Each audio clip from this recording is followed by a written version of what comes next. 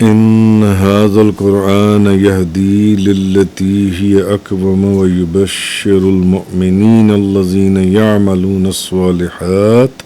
أن لهم أجرا كبيرا۔ بے شک یہ قرآن اس راستے کی ہدایت دیتا ہے جو سب سے زیادہ سیدھا اور مستحکم ہے، اور جو ایمان والے نیک کام کرتے ہیں ان کو بشارت دیتا ہے کہ ان کے لیے بہت بڑا اجر ہے۔ وَأَنَّ الَّذِينَ لَا يُؤْمِنُونَ بِالْآخِرَةِ أَعْتَدْنَا لَهُمْ عَذَابًا عَلِيمًا،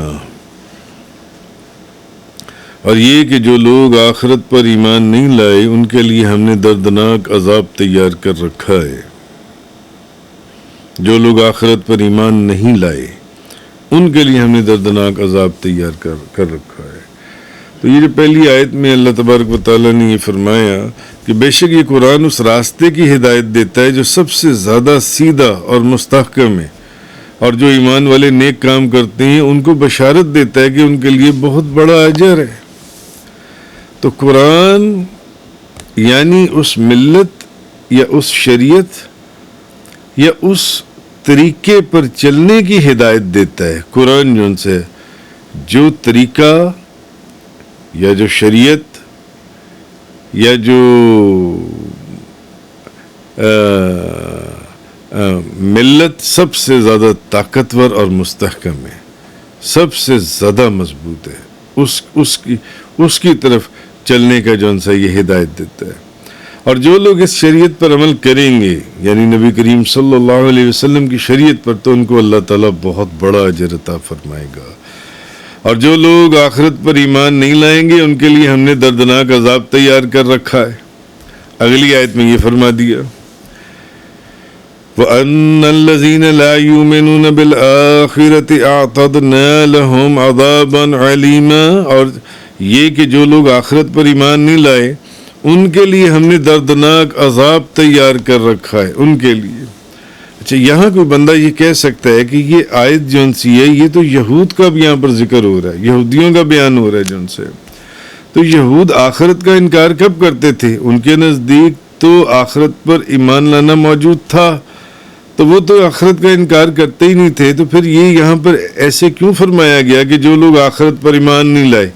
ان کے لیے ہم نے دردناک عذاب تیار کر رکھا ہے، جبکہ یہودی تو آخرت پر ایمان رکھتے تھے جن سے؟ تو پھر یہ کیوں کہا گیا کہ جو آخرت پر ایمان نہیں لائے ان کے لیے ہم نے یہ عذاب جن سے تیار کر رکھا ہے، جہنم کا جن سے؟ تو اصل چیز یہ ہے کہ جو لوگ آخرت پر ایمان نہیں لائے ان کے لیے دردناک عذاب تیار کر رکھا ہے۔ اس کی وجہ یہ ہے کہ یہودی جو تھے وہ جسمانی ثواب اور عذاب کا انکار کرتے تھے، عذاب کا مختلف صورتوں میں انکار کرتے تھے۔ ویسے تو یہ بعض تو ان میں یہ کہتے تھے کہ ہمیں عذاب ہوگا ہی نہیں، اور یا پھر جس طرح قرآن کریم کی سورہ آل عمران کے اندر آپ پڑھ رہے ہیں ہمیں دوزخ کی آگ صرف چند دن کے لیے چھوئے گی، یعنی کہ ان کا آخرت کے جو معاملات ہیں ان کے اوپر پورا ایمان، ان کا ایمان صحیح تھا ہی نہیں، اس لیے یہ چیز اللہ تبارک و تعالیٰ نے فرمائی وَأَنَّ الَّذِينَ لَا يُؤْمِنُونَ بِالْآخِرَةِ، اور یہ کہ جو لوگ آخرت پر ایمان نہیں لائے أَعْتَدْنَا لَهُمْ عَذَابًا عَلِيمًا، ان کے لیے ہم نے دردناک عذاب تیار کر رکھا ہے۔ آگے آیت نمبر 11 کے اندر فرمایا گیا وَيَدْعُ الْإِنسَانُ بِالشَّرِّ دُعَاءَهُ بِالْخَيْرِ وَكَانَ الْإِنسَانُ عَجُولًا، اور انسان جس طرح بھلائی کے جلد حصول کی دعا کرتا ہے اسی طرح برائی کی دعا کرتا ہے، اور انسان بہت جلد باز ہے۔ وَكَانَ الْإِنسَانُ عَجُولًا، اور انسان بہت جلد باز ہے۔ انسان جس طرح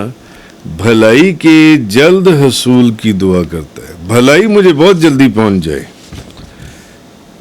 اسی طرح برائی کی دعا بھی کرتا ہے،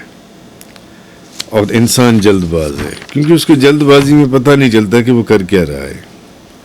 اس چیز کو اللہ تبارک و تعالیٰ نے بیان فرمایا جو ان سے اس طریقے سے کہ انسان دعا مانگتا ہے، بھلائی کی دعائیں مانگتا ہے، اسی طرح بعض اوقات وہ برائی کی دعائیں بھی مانگ جاتا ہے۔ وہ کیسے؟ مثلا کئی مرتبہ انسان غصے میں آ کر اپنے گھر والوں یا اپنے مال دولت یا اپنے اہل و عیال، اپنی اولاد کو بد دعا دینے لگتا ہے، یا غصے میں آ کر ان کو برا بھلا کہنے لگتا ہے، یا غصے میں آ کر ان کے متعلق اچھے الفاظ جو کہ اس کو نکالنے چاہیے تھے اپنی زبان سے وہ نہیں نکالتا اور وہ بد دعا کرتا ہے۔ یہ انسان کی جلد بازی ہے، جلد بازی، اور یہ جلد بازی بعض اوقات اس کو قرآن اور حدیث ہمیں یہ بتا رہی ہیں کہ اس کو نقصان تک پہنچا دیتی ہیں، نقصان تک۔ کیونکہ اگر غصے میں آئی ہوئی اس کی وہ بد دعائیں، جو کہ وہ بد دعائیں ہوتی اس کی غصے میں ہی ہیں، اس غصے کے وقت تک کے لیے محدود ہوتی ہیں، بعد میں اس کو پتہ چل جاتا ہے کہ مجھے اپنے بیٹے کو، بیٹی کو، اپنے بھائی بہنوں کو یا اپنے مال دولت کو اس طرح بد دعا نہیں دینی چاہیے تھی، مگر اگر غصے میں آ کر وہ بد دعا دے دے، کہا یہ جا رہا ہے، اور اللہ تعالیٰ اس کی وہ بد دعا قبول کر لے، اس نے جو دعا دی ہے، اس کے اہل و عیال، اس کا مال دولت ہلاک ہو جائے یا کوئی نقصان ہو جائے یا کوئی حادثہ ہو جائے، پھر لیکن اللہ تعالیٰ اپنے فضل و کرم سے ایسا کرتا نہیں ہے، ان کی اس دعاؤں کو قبول نہیں کرتا۔ جیسا کہ ایک اور جگہ کے اوپر اللہ پاک نے قرآن کریم کے اندر فرمایا، سورہ یونس کی آیت نمبر 11، وَلَوْ يُعَجِّلُ اللَّهُ لِلنَّاسِ الشَّرَّ اسْتِعْجَالَهُمْ بِالْخَيْرِ لَقُضِيَ إِلَيْهِمْ أَجَلُهُمْ، اور اگر اللہ لوگوں پر عذاب اسی طرح جلدی بھیج دیتا جس طرح وہ بھلائی جلدی طلب کرتے ہیں تو ان کی مدت ان کی طرف پوری کر دی جاتی۔ قتادہ نے کہا کہ انسان اپنے مال اور دولت پر بعض اوقات لعنت کرتا ہے اور ان کی ہلاکت کی دعا کرتا ہے، اگر اللہ ان کی یہ دعا قبول کر لیتا تو وہ ہلاک ہو جاتے۔ تفسیروں کے اندر لکھا ہے انسان غصے کے اندر اپنے ہی گھر والوں کو بد دعائیں دینے لگتا ہے، اپنے ہی گھر والوں کو۔ اس لیے کہا یہ جا رہا ہے کہ غصے میں آ کر، غصے کی حالت میں بھی کسی مسلمان کے لیے بد دعا نہیں کرنی چاہیے۔ منہ سے غصے کے اندر بے دھیانی میں ایسے کلمات دشمن تو دور اپنے رشتہ داروں کے لیے بلکہ اپنے گھر والوں کے لیے نکل جاتے ہیں کہ بعد میں انسان سوچتا ہے کہ مجھے یہ الفاظ نہیں کہنے چاہیے تھے، مگر اس وقت وہ الفاظ اس کی زبان سے نکل چکی ہوتی ہیں۔ لیکن اگر وہ وقت قبولیت کا ہو اور وہ بات پوری ہو جائے تو اس کو پتہ بھی نہیں چلے گا کہ اس کی اولاد کا یا اس کے اہل و عیال کا یا اس کے مال دولت کا کتنا نقصان ہو گیا۔ ہمارے گھروں کے اندر مفسرین لکھتے ہیں، علماء نے لکھا کہ ہمارے گھروں کے اندر یہ روزمرہ کی باتیں ہیں کہ اگر اکثر و بیشتر گھروں کے اندر ہم دیکھتے ہیں کہ بچے تنگ کر رہے ہیں تو کیا کہیں گے؟ مائیں کہہ دیں گی جاؤ تم مر جاؤ، تم پر اللہ کی لعنت ہو، یا اس طرح کے الفاظ کہہ دیا جاتا ہے، جاؤ تمہارا بیڑا غرق ہو جائے۔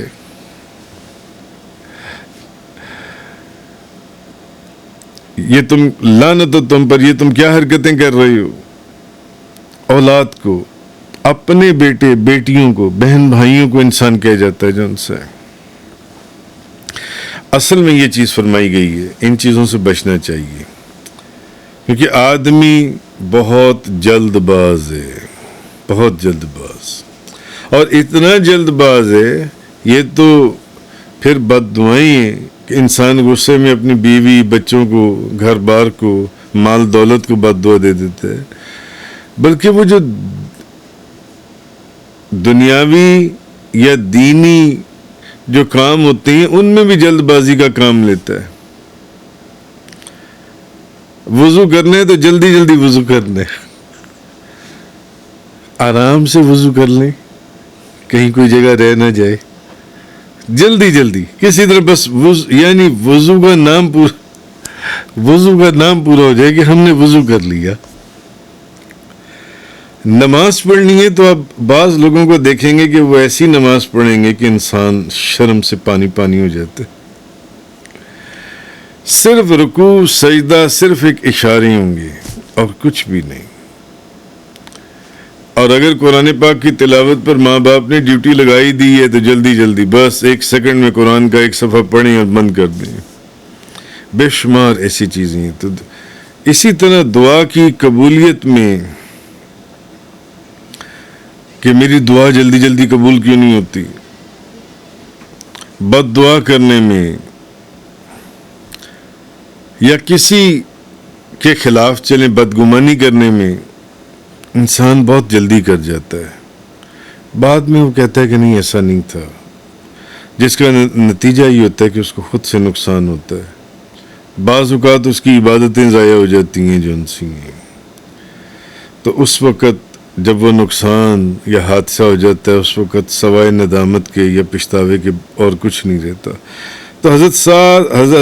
سہل بن سعد سعادی رضی اللہ تعالیٰ عنہ سے روایت ہے کہ نبی پاک صلی اللہ علیہ وسلم نے فرمایا، ترمذی شریف کی حدیث ہے، بردباری اللہ کی طرف سے آرام اور جلد بازی شیطان کی طرف سے۔ حضرت عقبہ بن عامر فرماتے ہیں کہ نبی پاک صلی اللہ علیہ وسلم نے فرمایا، جس نے توقف کیا اس نے اپنا مقصد پا لیا، قریب ہے کہ وہ اسے پا لے، اور جس نے جلدی کی اس نے خطا کی یا قریب ہے کہ وہ خطا کھا جائے۔ جلدی کے کام میں خطا ہوتی ہے۔ تو لیکن اب ایسا بھی نہیں ہے کہ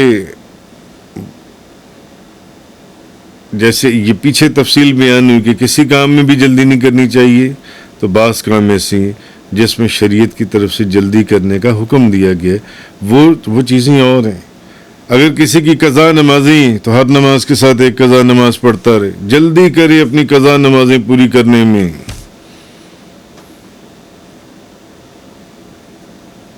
اگر کسی کے اوپر قرض ہے تو اس نے کسی کا قرض ادا کرنا ہے تو جلد سے جلد قرض ادا کرنے کی کوشش کرے۔ بہرحال اس آیہ کریمہ کے اندر فرمایا یہ گیا کہ وَيَدْعُ الْإِنسَانُ بِالشَّرِّ دُعَاءَهُ بِالْخَيْرِ وَكَانَ الْإِنسَانُ عَجُولًا، اور کبھی آدمی برائی کی دعا کر بیٹھتا ہے جیسے وہ بھلائی کی دعا کرتا ہے، آدمی بڑا جلد باز ہے۔ وآخر دعوانا ان الحمد للہ رب العالمین۔ تفسیر قرآن کا یہ لیکچر انگلش میں سننے کے لیے براہ کرم ڈسکرپشن میں موجود لنک پر کلک کریں۔